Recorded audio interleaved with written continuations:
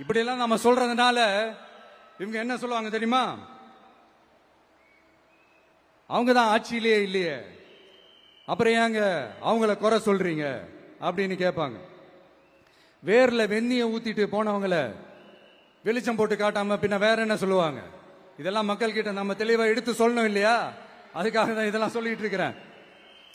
நம்ம மக்களுக்காக இவ்வளவு வேலை பார்க்கிறோம், ஆனா இவங்க அதையெல்லாம் விட்டுட்டு குதிரை பேரம் பண்றாரு, அது பண்றாரு, இது பண்றாருன்னு சொல்லிட்டு தப்பு தப்பா கதையெல்லாம் அடிச்சு விட்டுக்கிட்டு இந்த தீய சக்தியும்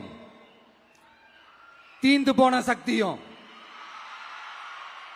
அதாங்க திமுகவும் மற்றும் பலரும் ஒன்னா சேர்ந்துகிட்டு திருட்டுத்தனமா யாருக்கும் தெரியாம ஒரு ஓரமா மூலையில உட்கார்ந்துட்டு பேரம் பேசி கூட்டு சேர்ந்து ஆட்சி அமைச்சு கொள்ளையடிக்க திட்டம் போட்டாங்க. அது ஏன் தெரியுமா? உங்களோட இந்த டிவிக்கு ஆட்சி அமைஞ்சா அவங்க பொழப்பே போயிடும். அந்த கொள்ளையடிக்கிறது, லஞ்சம், ஊழல் எல்லாமே கத்தம் கத்தம். அதான் இந்த காரணம். அடுத்து ஸ்டாலின் சார், திமுக இப்போ தீய சக்தி மட்டும் இல்ல, மக்களை விட்டு ரொம்ப தூரமா போன தூர சக்தி, ஓர சக்தி, கோர சக்தி, பார சக்தி. நீங்க எப்போ இந்த தீந்து போன சக்தியோட நீங்க கூட்டு சேர்ந்துகிட்டு ஆட்சி அமைக்கணும்னு நினைச்சீங்களோ அப்பவே இந்த திமுக தூர்ந்து போன சக்தியாகவும் ஆயிடுச்சு. நீங்களாம் நம்மளை பத்தி அவதூறு பேசலாமா சார்? இது நியாயமா? மக்களை இவ்வளவு பெரிய மக்கள் சக்தி நம்மளோடு இருக்கும் போது நமக்கு எதுக்கு வேற அரசியல்?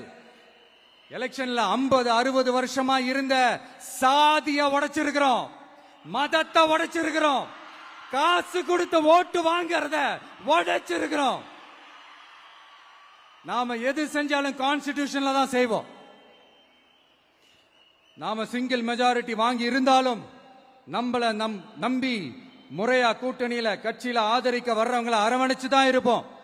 நான் இப்பவும் மீண்டும் டிக்ளேர் பண்றேன், டிவிகே ஆட்சி எந்த பாகுபாடும் இல்லாம எல்லாருக்குமான ஒரு ஆட்சியா தான் இருக்கும். அதுல எந்த மாற்றமும் கிடையாது. ஸ்டாலின் சார் மாதிரி ஊசலாட்டம் இருக்கவே இருக்காது. மதச்சார்பற்ற கொள்கையில சமரசமே இல்லை. மாநில உரிமைகள்ல விட்டு கொடுக்கவே மாட்டோம். நதி நீர் உரிமைகளை விட்டு கொடுக்கவே மாட்டோம். சமூக நீதி, சம நீதிய, சமத்துவ நீதிய ஒரு நாளும் விட்டு கொடுக்கவே மாட்டோம். அதனால திருச்சி கிழக்கு தொகுதி மக்களே, தமிழ்நாட்டில் இருக்கிற 234 தொகுதியும் நம்ம தொகுதி தான். அதுல எந்த கட்சி ஜெயிச்சிருந்தாலும் அது நம்ம தொகுதி தான். பெரம்பூரா இருக்கட்டும், திருச்சி கிழக்கா இருக்கட்டும், எனக்கு 2 கண்கள் மாதிரி. அதுலயும் திருச்சி கிழக்கு என் செல்ல புள்ள மாதிரி. அதனால வரப்போற இடைத்தேர்தல்ல உங்க வீட்டில் இருக்கிற ஒருத்தரை, உங்கள ஒருத்தரை தான் வேட்பாளரா நிக்க வைக்க போறோம். நீங்க எப்படி இந்த விஜய்க்கு ஆதரவு கொடுத்து ஓட்டு போட்டு ஜெயிக்க வச்சீங்களோ அதே மாதிரி வரப்போற இடைத்தேர்தல்ல உங்களுடைய அந்த வேட்பாளரையும் ஜெயிக்க வைப்பீங்கன்ற அந்த ஒரு நம்பிக்கை நான் முழுமையா தான் நம்புறேன். உங்களுக்காக உழைக்க வந்திருக்கிறேன். உங்களுக்காக எல்லா விஷயத்தையும் நான் பார்த்து பார்த்து செய்வேன். ஊழல் இல்லாத, லஞ்சம் இல்லாத ஒரு ஆட்சியை நான் கொடுப்பேன். I understand. ஒரே நாள் அது நடக்காததான், மேஜிக் இல்ல. பட் ஒரு நாள் அதை நான் நடக்க வைப்பேன்.